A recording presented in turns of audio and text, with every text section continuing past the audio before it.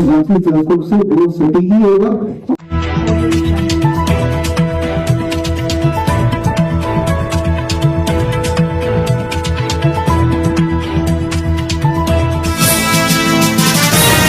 ने कहा वो उसके आधार पे जो दवाई दे या जो भी इलाज कर रहे या करेंगे वो ठीक है, ये मान ही लिया है ना। और जब तक डॉक्टर उस टेलीस्कोप लगा के इस तरह से जांच नहीं करता है तब तक पेशेंट को सेटिस्फैक्शन नहीं मिलता, बिकॉज पेशेंट का पूरा फेथ उस टेलीस्कोप पे है। पिछले 210 साल में जब इस टेलीस्कोप इन्वेंट हुआ था तब से लेकर अभी तक कभी किसी ने ये सवाल नहीं उठाया कि इस टेलीस्कोप की एक्यूरेसी कितनी है, एक्यूरेसी है भी कि नहीं। लेकिन आप सब तो एक्सपर्ट है, डाइटिशियंस हैं, डॉक्टर्स हैं, आपसे क्लिनिक चलाते हैं, तो यहाँ पे इस मुद्दे को उठाना जरूरी है जिसको बेसिक बनाते हैं, which is the first line of diagnosis, जो कि हर तरह की अलग तरह की बीमारी में पहला लाइन ऑफ डायग्नोसिस इस टेलीस्कोप से शुरू होता है।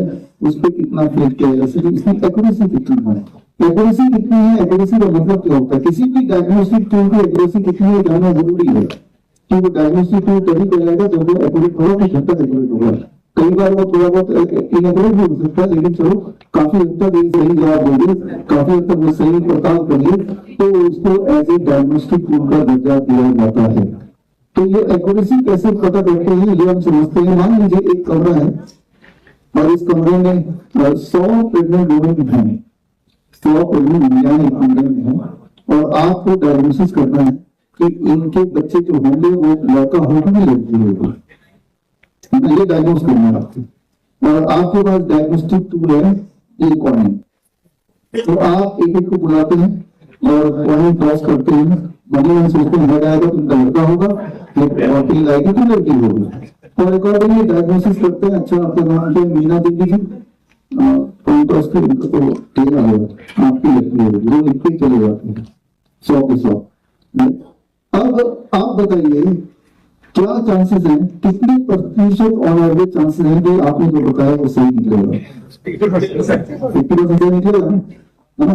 यानी 50 लोग या वही महिला आएंगे, डॉक्टर साहब आपका डायग्नोसिस सही था, मेरी तो बेटी हुई, मेरा तो बेटा हुआ, 50% तो है ना। जब भी आंसर लेस उन्होंने देना है तो चांसेस की आपने रैंडमली जो भी आंसर दिया बहुत चांसेस 50% चांसेस वो करेक्ट होगा। तो इसका मतलब है कि कोई भी डायग्नोस्टिक टूल या कोई भी इंस्ट्रूमेंट डायग्नोस्टिक टूल की तरह तभी माना जा सकता है जब उसकी एक्यूरेसी कम से कम 0.5 से तो ज्यादा हो, है ना। तो इसी टेस्ट को देखते हैं sensitivity of the diagnostic tool. ये जो एक्यूरेसी है इसका मतलब पॉइंट ऑफ की सेंसिटिविटी कितनी है, 50%। यानी कि 100 लोगों को डायग्नोस करेंगे तो 50 तक आंसर करेक्ट दे ही देगा, 50 तक गलत दे सकता है ना। तो द सेंसिटिविटी मेडिकल टर्म में of the point of coin as a diagnostic tool is 50%। अब कोई नया डायग्नोस्टिक टूल आता है किसी डायग्नोसिस के लिए, तो और एग्जिस्टिंग वाला जो होता है पहले से जिसको यूज करते हैं उससे उसकी तुलना करके देखते हैं, नया वाले को हम तभी एक्सेप्ट करेंगे जो पहले वाले से बेटर होगा, है ना। तो हम पहले आए कि सर्च को पहले आए कि नहीं, उसके बाद आया सर्च को, तो इसका तो 50% है, और कोई नई चीज आएगी तो इससे ज्यादा होना चाहिए, तभी इसको मान्यता मिलेगी डायग्नोस्टिक टूल में। तो खैर अब इसको थोड़ा समझते हैं, साइंटिफिकली अंडरस्टैंड करते हैं। अंडरस्टैंड करने के क्विज करने जा रहे हैं। इस क्विज के लिए आप सबको इनाम भी मिलेगा अगर आप करेक्ट जवाब दें। इनकरेक्ट जवाब देने के लिए पॉइंट का इस्तेमाल मत कीजिए मोस्ट लाइकली, क्योंकि यहाँ पे वैसे भी 3 ऑप्शंस हैं, और 3 ऑप्शंस हैं तो आप पॉइंट का इस्तेमाल नहीं कर सकते, इसलिए 2 ऑप्शन। पहला सवाल, आपके आई कार्ड में एक क्विज का छोटा सा पर्चा होगा, उसको रूल ये है कि जो भी आंसर आपको ठीक लगेगा उसको वहां लिखना है। सवाल पढ़ देता हूँ। If 100% of pneumonia present to clinic, what percentage would be correctly diagnosed based on the statistical examination? अगर 100% आते हैं क्लिनिक में तो सभी को निमोनिया है, फीवर है, उसको कफ है, उसको चेस्ट पेन है, चौकने से पेन है, जो ब्रीथिंग करते हैं तो चेस्ट में पेन होता है, ये सारे सिम्टम्स हैं। तो इन सिम्टम के साथ 100 पेशेंट को निमोनिया है और डॉक्टर को स्टेथोस्कोप थमा दिया जाता है, उसको होता ही है कि इस स्टेथोस्कोप के बेसिस पर आप जांच करके बताओ कि इन 100 में से कितने परसेंट को pneumonia based on the stethoscope. तो क्या लगता है स्टेथोस्कोप की एक्यूरेसी निमोनिया फाइंड करने में कितना होगा? 90% से बोलना तो छुट्टी मिल जाएगा, इंसान सुन के वो पट्टी पकड़ा देगा। देखना किसी दिखाना भी नहीं आपको क्या लिखा है, एक भी सिग्नेचर। क्या एक्यूरेसी 90% से ज्यादा होगी स्टेथोस्कोप की, 70% से ज्यादा होगी या 40% से कम होगी? अच्छा, अगर 100 निमोनिया के पेशेंट हो और पॉइंट ऑफ से हम डायग्नोस करना है इनमें से कौन सा निमोनिया के पेशेंट है कि नहीं, असली में 100 है, तो एक्यूरेसी कितनी होगी? तो इसका तो 50% तय है। अब इसकी जगह पर मैं स्टेथोस्कोप को यूज करूंगा to diagnose the same thing इस कॉन्टेक्स्ट में। तो आपके हाथ में एक पेपर है, आपने आंसर लिख दिया, टिक कर दिया।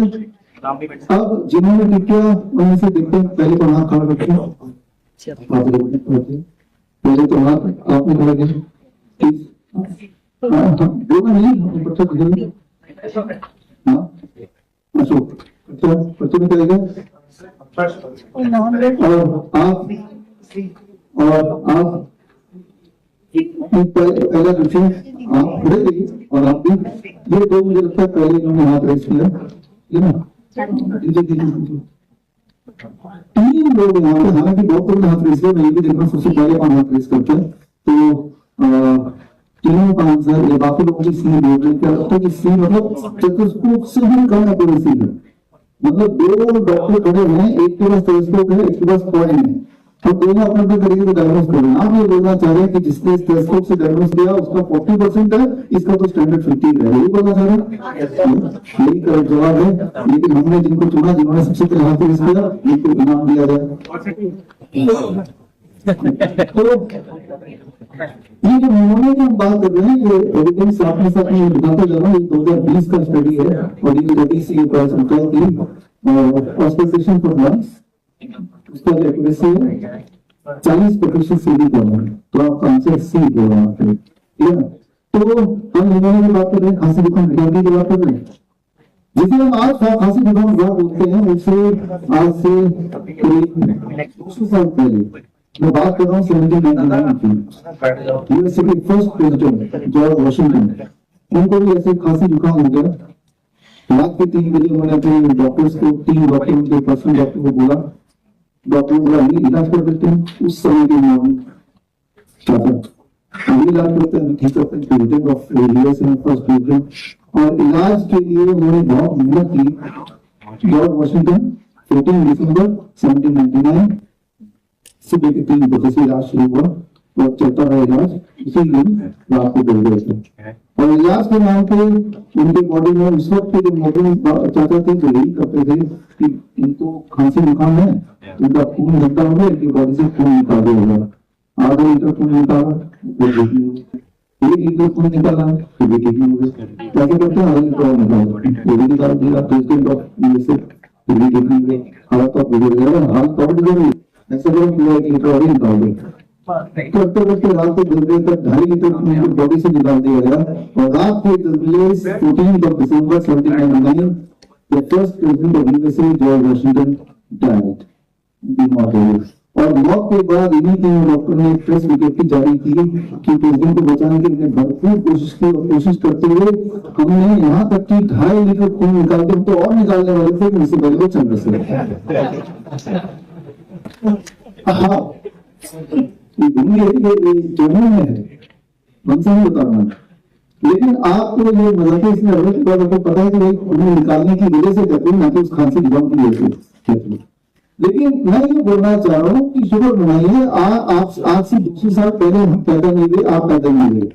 सोच के देखिए, आज से 200 साल पहले पैदा होते, यूएसए में पैदा होते, आपको खांसी होती तो क्या होता? वो तो बहुत बड़ा खुशकिस्मत हो गई, खून थोड़ा बहुत निकालने के बाद वो पेशेंट बाई चांस वैसे ठीक हो जाता है तो डॉक्टर की चलो बच गया। लेकिन जिस प्रकार इस उदाहरण में मैंने आपको ये समझाया कि डेथ हो गई, तो जवाब क्या है कि खून निकालने के बावजूद भी डेथ हुई, जबकि जवाब होने से खून निकालने के कारण डेथ हुई, है ना? तो जो इलाज है वो अपने आप में ही बीमार कर रहा है इंसान को। इस बात को समझना पड़ेगा। इस बात को समझने के लिए सिर्फ एक ही फैक्टर है, वो है कि एविडेंस। लेकिन शुक्र ये मनाइए कि वो जो प्रैक्टिस था जो आज से 200 साल पहले, इट वाज ब्लड सेटिंग, उस वक्त का यही मेन स्ट्रीम मेडिसिन था, वो अब एबॉलिश कर दिया गया, वो खत्म हो चुका है। तो लेकिन जो अभी चल रहा है, तो क्या ये भी तो उस तरह का नहीं है कुछ इलाज कि इलाज के नाम पे जैसे भी देखा, तो उस आशिक बच्चे को 10 साल हो गए, क्या 10 साल लग सकते हैं जिसको ठीक होने में? लेकिन वो तो पहले बता दें ठीक नहीं हो गया, और वो वही देखते हैं। जबकि आज सबको पता है, because most of you are student and clinician, कि बड़े दिखने वाले प्रॉब्लम का आसान सोल्यूशन हो सकता है। इनफैक्ट सोल्यूशन आसान ही होता है, हमें बस पेशेंट को नेचर पे जितने करीब हम पहुंचा दें वो ठीक होने लगता है ना, क्या ठीक नहीं। तो आगे बढ़ते हैं थोड़ा। फर्स्ट हाथ रेस को उनको करें इस क्वेश्चन का। बताइए नहीं आंसर तीसरा दो लोग हो गए और पीछे you can stand so that आप और एक आप हैं अपना आंसर हमारे डेविस पॉइंट को देखिए। आंसर दे दो, आंसर लिख के दो, आंसर लिख के दो। पर्ची है, पर्ची है तो मैंने दे दिया। अब आपने दे दिया, जिन्होंने दे दिया वो पार्टिसिपेट नहीं कर सकते ना, जिन्होंने नहीं दिया वही खड़े होंगे। जिन्होंने एक ही बात दे सकते हैं, एक ही पर्ची है। पर्ची जिनके पास है आप है ना, पर्ची दीजिए आंसर लिख के, और पर्ची जिनके पास है आप भी दीजिए पर्ची लिख के। और पीछे से कोई सबसे पीछे व्हाइट में, हाँ आप पर्ची लिख के दे दीजिए हमारे वॉलंटियर को, वहां वॉलंटियर है उससे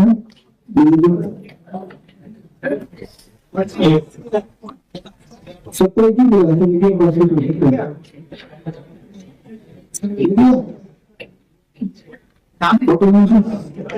इनका आंसर क्या है? आप ये बोलना चाह रहे हैं कि 100 पेशेंट बॉल ऑब्स्ट्रक्शन के लिए अगर टीवी जाते हैं और स्टेथोस्कोप से इनका पेट की जांच करके देखा, डॉक्टर देखने की कोशिश करता है, तो उसमें जो एक्यूरेसी है 50% से भी कम। यही बोलना चाह रहे हैं इन्होंने सही आंसर दिया और उसका एविडेंस दिया आपको एक ध्यान होता है। और 42% ऑन एवरेज सेंसिटिविटी, जबकि पॉइंट टॉस का अगर डॉक्टर स्ट्रेस के लिए पॉइंट टॉस यूज करता तो 50% तब भी होता है। तो यहाँ पे ये समझिए कि faith can be dangerous when it is not backed with the science और एविडेंस। सोच के देखिए, बचपन से लेकर अभी तक जब से आपने शायद आंख खोल ली, सबसे पहले डॉक्टर के साथ सिर को बुला रखा हुआ देखा होगा। और जब भी आप किसी क्लिनिक में गए होंगे, तो आप लोग तो जाते नहीं गए, लेकिन जो जाते हैं, जो ऑनलाइन देख रहे हैं, तो आपको शांति कभी मिलती है सिर्फ लगभग जांच हो गया, हाँ कुछ तो हो गया, अब तो पता चल गया डॉक्टर को। लेकिन कितना पता चला जितना वैसे ही पता चल रहा अगर वो पॉइंट ऑफ कर लेते तो खैर थोड़ा और आगे बढ़ते हैं। अगर गॉड का हार्ट डिजीज है किसी को, और गॉड का हार्ट डिजीज जब होता है, गॉल हार्ट डिजीज 4 वर्ड है, वहां से इसको रखेगा डॉक्टर, और तब कुछ आवाज आएगी, तो आवाज इस तरह की आवाज आएगी।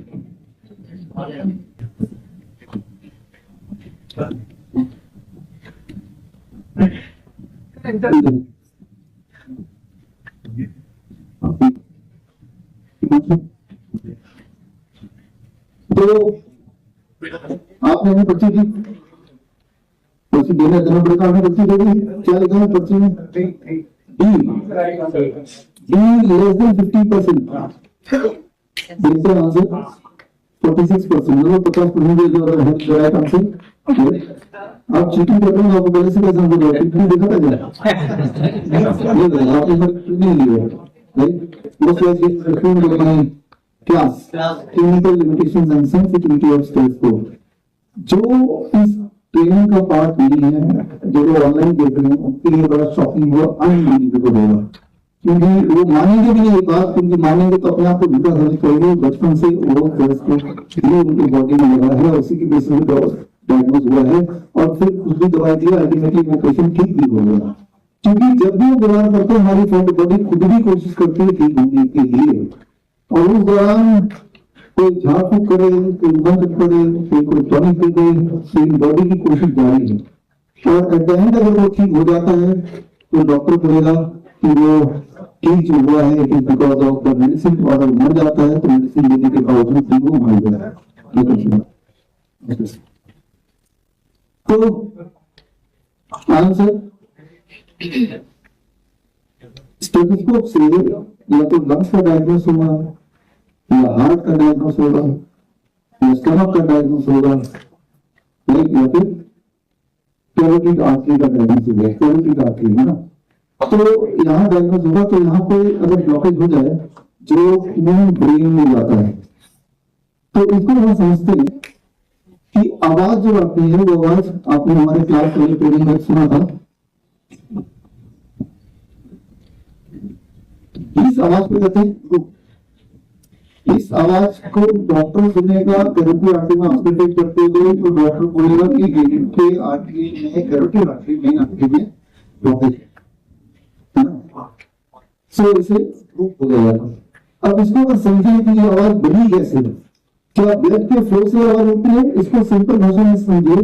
मान लीजिए कार है, मान लीजिए इलेक्ट्रिक कार की बात करते हैं, इलेक्ट्रिक कार की बात करते हैं। इलेक्ट्रिक कार में इंजन होता नहीं, मोटर तो इलेक्ट्रिक कार में जिन्होंने चलाया उन्हें पता भी कोई आवाज नहीं होती। मान लीजिए सड़क बहुत स्मूथ है और कार में, इलेक्ट्रिक कार के अंदर बैठे हैं, तो आप तेजी से चला रहे सड़क में तो आपको कोई आवाज नहीं आएगी, है ना। लेकिन अगर बीच में उबड़ खाबड़ होगा तो झटका लगेगा, उसकी आवाज आएगी। ठीक इसी तरह से जब ब्लड फ्लो हो रहा है तो ब्लड फ्लो की अपनी आवाज नहीं है ना, ब्लड फ्लो की आवाज नहीं, लेकिन कहीं अगर ब्लॉकेज है तो जब ब्लड वहां से जाएगा तो उससे आवाज निकलेगी। जिस तरह से गाड़ी अगर फिर गड्ढे से निकल के जाएगी तो वो तो गड्ढे से फ्रिक्शन से जो आवाज आती है वो, या जब गाड़ी जंप करेगा तो वो जो आवाज आती है वही वाली आवाज यहाँ पे आप सुन रहे हैं, वही आवाज आ रही है अपने यहाँ पे सुनिए। इसे कहते हैं ग्रुप। तो ये आवाज ज्यादा जोर से कब आएगा, कार के कॉन्टेक्स्ट में, जब ज्यादा झटका लगेगा। जब झटका नहीं लगेगा तब इसका मतलब क्या है, रोड यहाँ पे चलेगा। लेकिन एक और केस में झटका नहीं लगेगा, जब गाड़ी रुकी हुई है टोटली, है ना, चाहे वो गड्ढे में रुकी है तब भी तो आवाज नहीं आएगी ना। तो इस कंडीशन में जो ये क्वेश्चन है आपका कि अगर कैरोटिड आर्टरी कंप्लीटली ब्लॉक है, कंप्लीटली ब्लॉक है, तब भी बॉडी के पास कई सारे तरीके ब्लड के सिस्टम बीतने का 100% कैरोटिड आर्टरी ब्लॉक होने के बाद इंसान जिंदा रह सकता है। तो जिंदा रहने की बात बाद में करेंगे, जितना तो है डेंगू तो होगी। तो जब 100% कैरोटिड आर्टरी बंद हो जाएगी, कंप्लीट ब्लॉकेज, तब क्या आवाज आएगी? नहीं आएगी आवाज ना। आवाज क्यों नहीं आएगी? क्योंकि अगर गाड़ी रुकी हुई है तो कोई मूवमेंट नहीं है तो आवाज नहीं आएगी। लेकिन वो डॉक्टर के हिसाब से अगर आवाज बिल्कुल नहीं आ रही, इसका मतलब सब कुछ स्मूथ भी हो सकता है या फिर पूरी तरह से ब्लॉक हो सकता है। आप समझ रहे? अगर गाड़ी पे बैठे आवाज नहीं आ रही, यानी कि रोड और सब कुछ अच्छा है, ये गाड़ी नहीं चल रही है, इंटर एक्सट्रीम कंडीशन में सेम आंसर ग्रुप आएगा ही नहीं। ग्रुप कब आएगा? जब गाड़ी कंसर्न चल रही हो और रोड में गड्ढा हो, है ना। तो ये मेरा दोबारा से सवाल है कि अगर एक डॉक्टर 100 पेशेंट यहाँ पे हैं और 100 पेशेंट को 100% ब्लॉक्ड है, तो उसके हाथ में चेकअप करता है, तो कितने प्रतिशत, अरे यहाँ पे सफेद शर्ट में कुछ शर्ट में प्लीज अपना पर्ची दे दीजिए हमारे वॉलंटियर को नियरेस्ट है इधर, आप अपना पर्ची दे दीजिए वॉलंटियर को इधर से आप अपना हमारे वॉलंटियर को दे दो कितने परसेंट। अब इसमें से राइट आंसर पढ़िए कौन सा ABC। आपने मान ली सबसे कम वाले बोलना है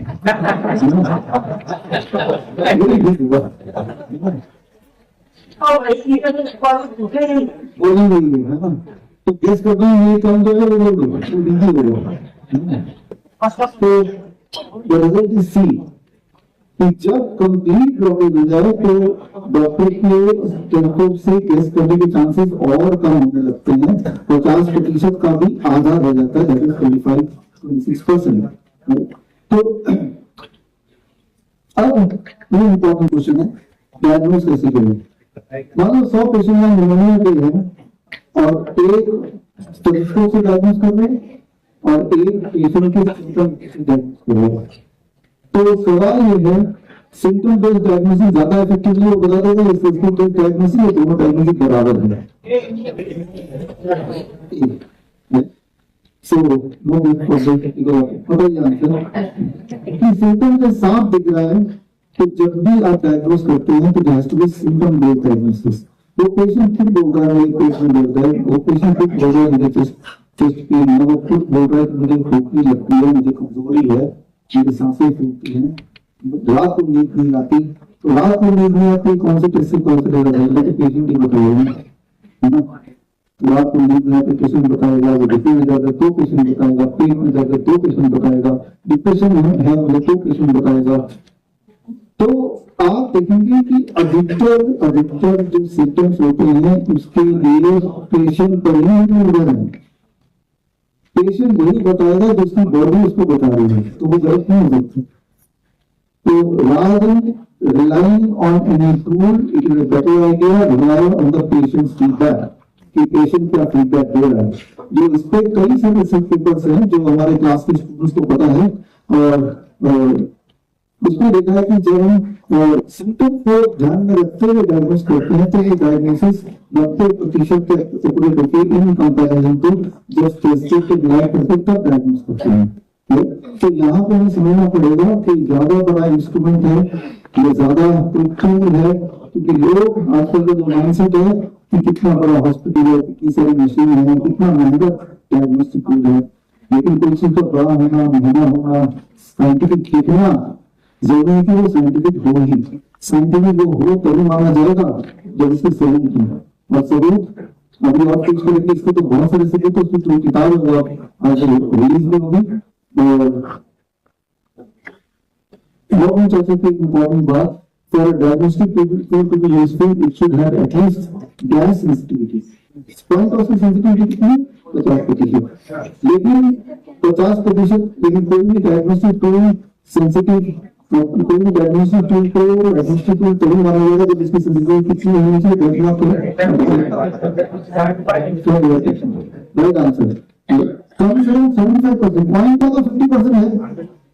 तो जो यूनिवर्सल स्टैंडर्ड है, किसी भी यंत्र को हम डायग्नोसिस के लिए तभी उपयोग करना चाहिए जब उसकी जो इफेक्टिवनेस है, उसकी जो सेंसिटिविटी एक्यूरेसी है मिनिमम 75% है। तो आप क्वेश्चन से तो 75% एटलीस्ट होना चाहिए। तो इसको आधार अगर बढ़ाएंगे तो stethoscope is just a rebel tool, इससे अधिक कुछ नहीं। तो लेकिन आप देख रहे होंगे कि उसके फिर डॉक्टर का तो है ही, उसके पेशेंट का भी है, लेकिन उसके नुकसान से पेशेंट क्या हो, क्योंकि उसके आधार पे डायग्नोस करने का मतलब है कि पॉइंट ऑफ के आधार पे डायग्नोस करें, उससे भी बुरा है। और उस आधार को आधार बना के अगर इलाज करेंगे तो इलाज कैसा होगा ये आप समझने की कोशिश कीजिए। अब यहाँ पे एक इंटरेस्टिंग सवाल है, मान लो एक पेशेंट यहाँ पे है, पेशेंट एक ही है, दो डॉक्टर हैं, स्टेथोस्कोप भी सेम ही है, और दोनों डॉक्टरों ने बोला कि पेशेंट को डायग्नोस करो स्टेथोस्कोप के बेसिस पे कि क्या बीमारी है। तो क्या चांस है कि दोनों के डॉक्टरों का जो डायग्नोसिस है वो एक जैसे ही होगा? क्या चांस है? 50% से कम चांस है, 40% से कम चांस है, या 20% से कम चांस है? 20 से भी कम चांस। यानी कि दो डॉक्टर अगर सेम ही पेशेंट को डायग्नोस करते हैं, इस पे जो स्टडी आपको मिली है वो स्टडी ये कहता है कि अगर दो पेशेंट एक पेशेंट में दो डॉक्टर हो, दोनों को इंडिपेंडेंट डायग्नोस करने दिया जाए तो उनके डायग्नोसिस दोनों के एक ही जैसा हो, इसके होने के जो चांसेस है वो बिटवीन 0.1 to 0.5, यानी कि वो 10% से लेकर 50% के बीच में कहीं भी हो सकती है, लेकिन 50% तो मैक्सिमम। तो ये समझना पड़ेगा कि अब यहाँ पे ये दो डॉक्टर हैं, एक ही स्टेथोस्कोप एक ही पेशेंट है, जब वो सुन रहे हैं आवाज जो आ रही है उनके देखो धड़कन तो सही आ रही होगी ना, लेकिन उनका डायग्नोसिस अलग क्यों हो रहा है? ये इंटरेस्टिंग साइंस है। साइंस को आप समझिए, इस साइंस को समझने के लिए दो कैरेक्टर हैं, एक हाथी इधर इमेजिन कीजिए हाथी है, इधर एक कुत्ता है। हाथी के कान और कुत्ते के कान अलग अलग तरह से काम करते हैं, ये आपको समझना पड़ेगा। हाथी के कान को कुदरत में भगवान ने इस प्रकार बनाया है कि हाथी के कान बहुत लो फ्रीक्वेंसी साउंड भी सुन लेता है, जो इंसान नहीं सुन सकता है। इंसान नहीं सुन सकता लो फ्रीक्वेंसी साउंड, और हाथी के कान सुन सकते हैं। यानी कि हाथी कई किलोमीटर तक अपने साथियों से बातचीत करता है, बिकॉज हाथी लो फ्रीक्वेंसी साउंड सुन सकता है। हाथी के जो और साथी कितने मान लो 20-30-100 मीटर दूर है, तो उनके जो चलने से जो साउंड वाइब्रेशन आती है, वो वाइब्रेशन दूसरे हाथी जो कई किलोमीटर दूर है वो समझ लेता है। वाई? बिकॉज हाथी की जो कैपेसिटी है वो लो फ्रीक्वेंसी साउंड को सुनने की है। कुत्ता जो है उसको कुदरत ने बनाया कि जिस प्रकार कि वो हाई फ्रीक्वेंसी साउंड को सुन सकता है, जो इंसान नहीं सुन सकता। इंसान 20,000 हर्ट्ज तक का फ्रीक्वेंसी नहीं होगा, तो कुत्ता 40,000 तक का। लेकिन अल्ट्रासाउंड, जो अल्ट्रासाउंड डायग्नोस्टिक टूल है, वहां कुत्ता जाएगा तो कुत्ता विचलित हो जाएगा, बिकॉज कुत्ते को वो ही साउंड सुनाई देगी जो इंसान का कान वो इसको नहीं कर सकता। तो इंसान हाथी के कान जितना लो फ्रीक्वेंसी साउंड नहीं सुन सकता, और कुत्ते के कान जितना हाई फ्रीक्वेंसी साउंड नहीं सुन सकता। इंसान दोनों के बीच में कहीं सुन सकता है, करीब 50 हर्ट्ज टू 20,000 हर्ट्ज, और इन दोनों के पार हाथी सुन सकता है, और या फिर उसका कुत्ता सुन सकता है। अब इंसान की बात करें तो 2 डॉक्टर है, और दोनों के जो कान है वो कुछ लोग, कुछ डॉक्टर या कुछ इंसान आप में से हो सकते हैं, मैं भी हो सकता हूँ, कि हमारे कान ज्यादा सेंसिटिव है लो फ्रीक्वेंसी साउंड सुनने को।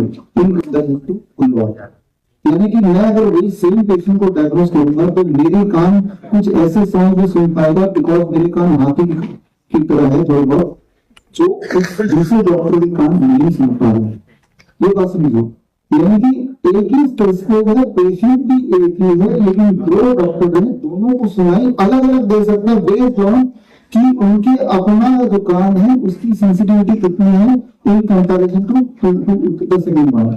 दूसरे डॉक्टर को जो सुनाई नहीं दिया, लेकिन वो साउंड फिर भी आ रही है, वो साउंड हाथी को सुनाई देगा। तो ये low frequency high frequency sound क्या होता है, समझिए। लो फ्रीक्वेंसी साउंड वो होता है जो लंबे डिस्टेंस तक ट्रैवल करता है। Low frequency sound, low frequency sound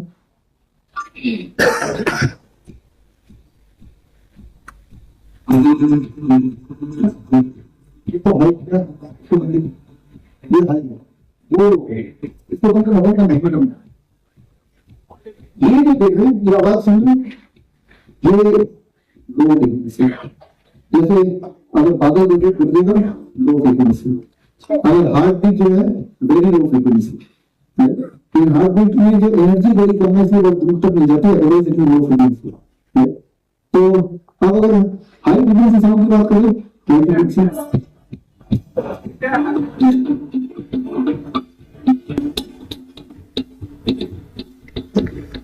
तो जो ये बजा लास्ट वाला हम दिया है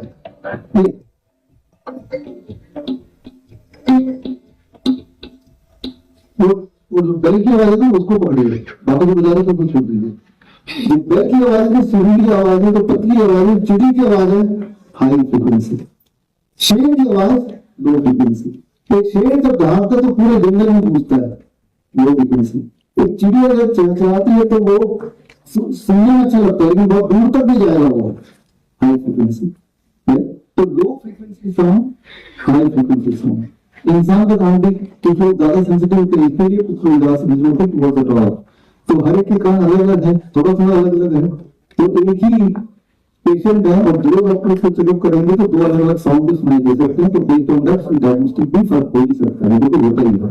ये सारी बातें मैं आपको क्यों बता रहा हूँ, मैं इसलिए बता रहा हूँ क्योंकि आज का मेन टॉपिक इसी पे है कि एक मॉडर्न चाइल्ड है जिसका पूरा फेक स्टेथोस्कोप है, जिससे पूरी जिंदगी तो निकाल दिया, लेकिन ये जांच करने की कोशिश की तो साउंड नहीं दे रहा है कि इस पे मैं कितना भरोसा कर सकता हूँ, क्योंकि वो पेशेंट इसी पे भरोसा करते हैं, नुकसान भी पेशेंट ही होने वाला है।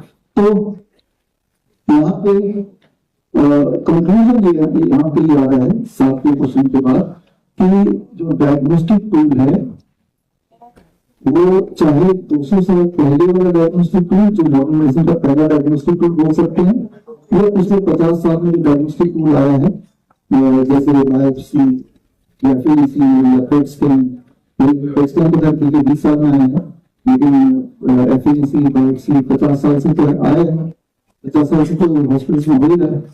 तो हमारा जो फेथ है इन डायग्नोस्टिक टूल पे इसलिए होना चाहिए क्योंकि इसका जो एक्यूरेसी है वेरी वेरी गुड, यानी कि बहुत ज्यादा चांसेस है इसके माध्यम से जो डायग्नोस करेंगे या diagnosis will be not only incorrect but also it can be dangerous. तो हम इसके अगले पड़ाव में आ रहे हैं कि सेंसिटिविटी स्टेथोस्कोप का तो इनकरेक्ट है, लेकिन वो पेशेंट को ऐसा कोई हार्म नहीं कर रहा है।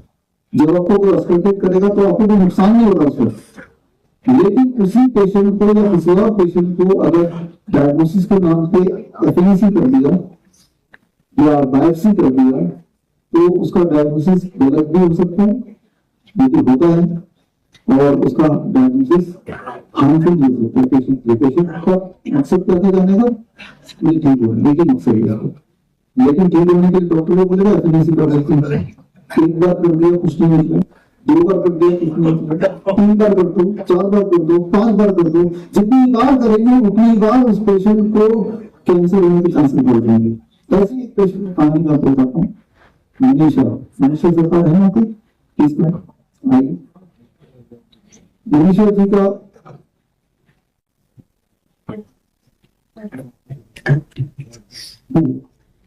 आप मनीषा जी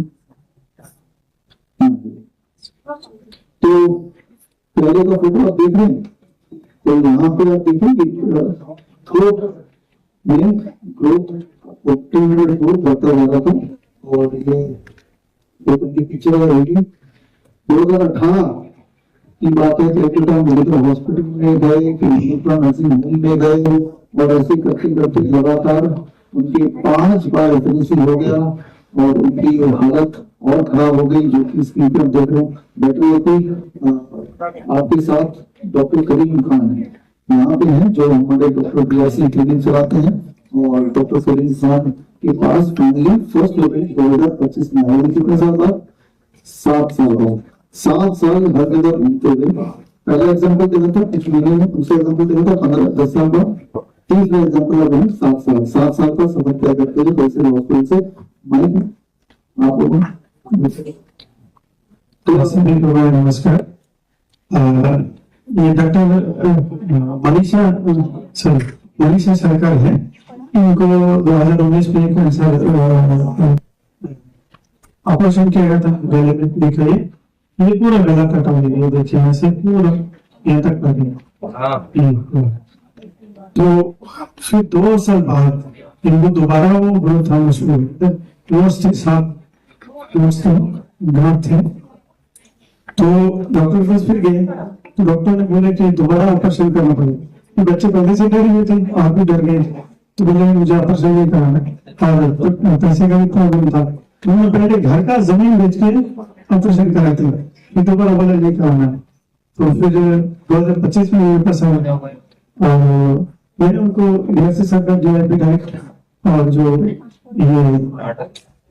टाइम मेडिसिन, उसके बाद फूड मेडिसिन, ये सब दिया, हार्ट वाटर, उसके बाद जो भी उनका प्रोटोकॉल है इससे, उसके बाद 20 थेरेपी करा, और ये धीरे धीरे 6 महीने में ठीक हो गया।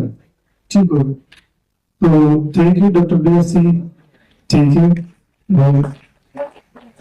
ये जो है इंस्टीट्यूट जितने जैसे काम कर रहे हैं, ये एलोपैथी डॉक्टर भी जानते हैं कि उनके पास कोई एविडेंस नहीं है। अब सर के बारे में तो बहुत कुछ बोलते हैं दूर से, लेकिन वो जानते हैं कि हमारे धोती खोलने वाले इंसान नहीं है। तो जैसे काम कर रहे हैं, हम लकी है कि हम उनके युग में, उनके पीरियड में हमारे जगह नहीं है, और हमें बहुत कुछ सीखने को मिला, लोगों को मदद करने को मिला, हम लकी समझते हैं। जी बोलिए सर, उनको भी thank you. Thank you doctor BRC, thank you doctor BRC team, thank you doctor Karim Khan, thank you doctor Sachin Jain, thank you doctor Seema Manikar.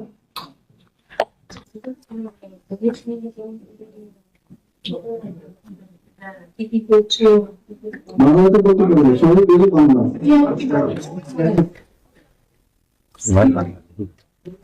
Course में क्या रहेगी? हाँ बोल सकते हैं। इन्होंने अपने ऊपर तो जो भी करना था सब DIP डाइट एंड सारे time as medicine water as medicine ये सब कुछ किया ही है। इसके अलावा जब रिजल्ट्स आने लगे तो उन्होंने CRM कोर्स किया एंड वो भी आपके टीम मेंबर है सर। ओके मैंने एक को बनाया आगे गया यहाँ पे वाला पार्टनर सेंटर का जो सब्सक्राइब किया बल्कि चुनाव के लिए के बाकी लोगों को इसमें हेल्प करें। और आप देख रहे हैं यहाँ पे बड़ी इंपॉर्टेंट चीज है जो डॉक्टर करीम ने कराया lower the heart machine machine तो ये अगर हम इसको कंपेयर करें इस तरह से जहाँ पे पहले गए थे कैलकाटा मेडिकल रिसर्च इंस्टीट्यूट वो बिल्डिंग इन कंपैरिजन टू जहाँ डॉक्टर करीम खान जाके नहीं गया वो भी पिक्चर आपकी आंखों के सामने दिख रहा है। जाता है तो सबसे पहले देखते हैं कितना बड़ा बिल्डिंग है। इतना बड़ा बिल्डिंग है तो मुझे तो ठीक कर ही देंगे ये करीम खान की वजह यहाँ तो ये इतना छोटा सा तो मैं कैसे ठीक होंगे। लेकिन मनीषा सरकार ने ये भी सोचा क्योंकि वो ऑलरेडी 6-7 साल से ठेके करते हुए आ ही रहे थे उनके पास कोई ऑप्शन नहीं था उस वक्त उनकी सोचा थी कि पहले सर्जरी करा लिया एक बार एफएनसी करा लिया दोबारा से ग्रुप आ गया वो ग्रुप जितनी बार सर्जरी करेंगे या जितनी बार बायोप्सी करेंगे वो ग्रुप उतनी बार आती जाएगी और पिछली बार से मोस्ट लाइकली वो ग्रुप पहले से और तेजी से आती जाती है। ये समझना पड़ेगा मान लो एक पौधा है पौधे का पत्तों को आप समझते हैं कि ये ट्यूमर है उसको काट दो तो उस वक्त तो कट जाएगा उस वक्त तो हट जाएगा लेकिन कुछ दिन बाद जाएंगे तो वहीं पे वो पत्ता मिलेगा ना जितनी बार काटेंगे उतनी बार तो काटना सोल्यूशन नहीं है सोल्यूशन है कि कॉज कारण क्या है। तो डॉक्टर करीम खान ने कारण पे काम किया जो सेपरेशन को बनाया हॉट वाटर इमोशन देके जो आप देख रहे हैं और इसमें कितना खर्चा आया होगा। तो पहले का जो फोटो देखा आपने पूरा ये ट्यूमर यानी कि डबल चिल्ट हुआ था और अभी के सामने आप देखे हैं नहीं तो यहाँ पे फिर से मैं बोलना चाह रहा हूँ कि अगर मनीषा जी यही कर लेती पहले दिन से ही तो डॉक्टर करीम खान के वहां पे आना नहीं पड़ता या 7 साल तो अपना वो लैंड वगैरह बेचना नहीं पड़ता और अगर ये नहीं करती अभी भी तो उसी जाल में फंसी रहती लंबे समय तक।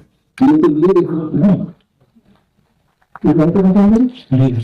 Specially thanks to doctor BRC आपसे जो सीखा है उनमें से कई सारे क्लिनिशियन हैं जिन्होंने बहुत सारे पेशेंट्स को ट्रीट कर पा रहे हैं और हमारी टीम ने लगभग 1500 प्लस पेशेंट्स को ट्रीट करा। ये सब पॉसिबल हो सकता है सिर्फ BRC सर की वजह से। Very very thanks to all.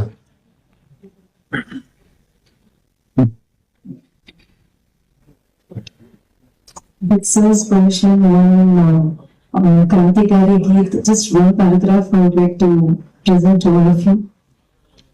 बुरी है आग पेट की बुरे है दिल के दाग ये न दब सकेंगे एक दिन बनेंगे इनकलाब ये गिरेगी जुल्म की महल बनेंगे फिर नगीन अगर कहीं है स्वर्ग तो उतारना जमीन पर तू जिंदा है तू जिंदगी की जीत की यकीन अगर कहीं है स्वर्ग तो उतारना जमीन पर तू जिंदा है। एंड सो आपके नॉलेज आपके गाइडेंस से आई एम वेरी श्योर हम सब स्वर्ग को जमीन पर जरूर उतार लाएंगे। Thank you so much. जगह जो यहाँ तक आई और एक प्रेरणा बनी इन सबके लिए एक एग्जाम्पल बनी जो अभी इस तरह की बीमारी से जुड़ी हुई है इन सबकी तरफ से आपके लिए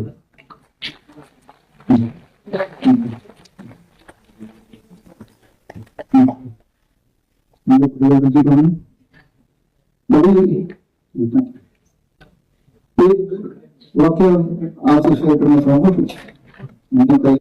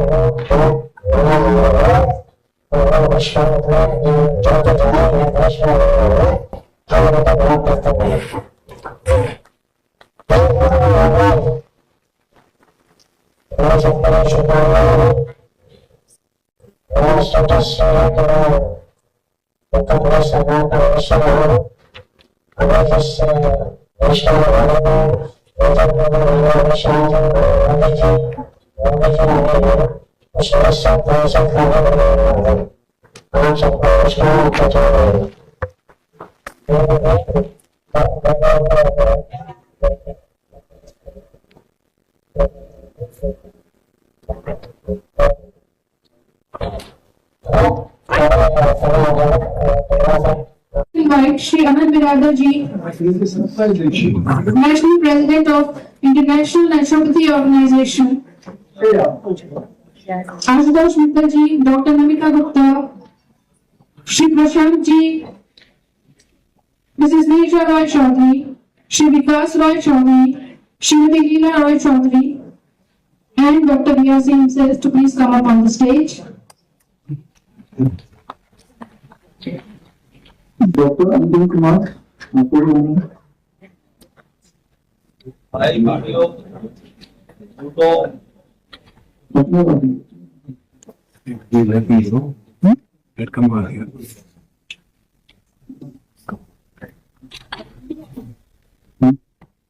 Mr. Now, discussing, Mr. Ayush, is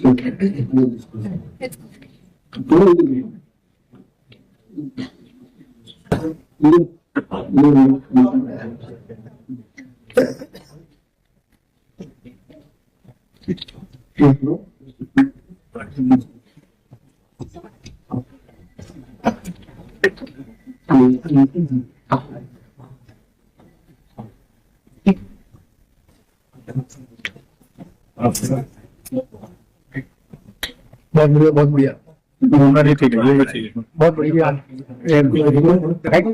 round में लेते हैं ना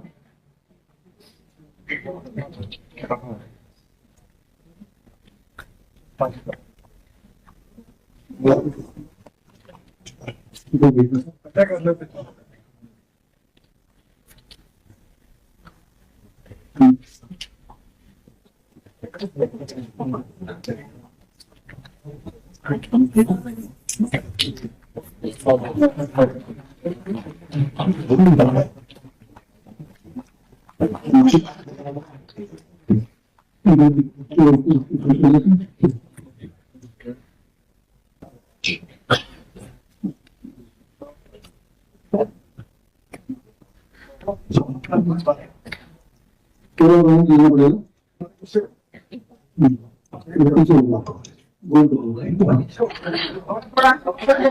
ये जो मोबाइल वाले आके जो ले रहे हो फोटो साइड से ना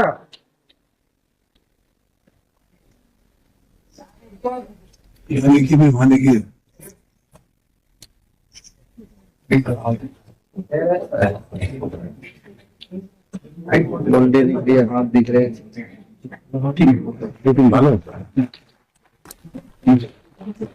Thank you all of you.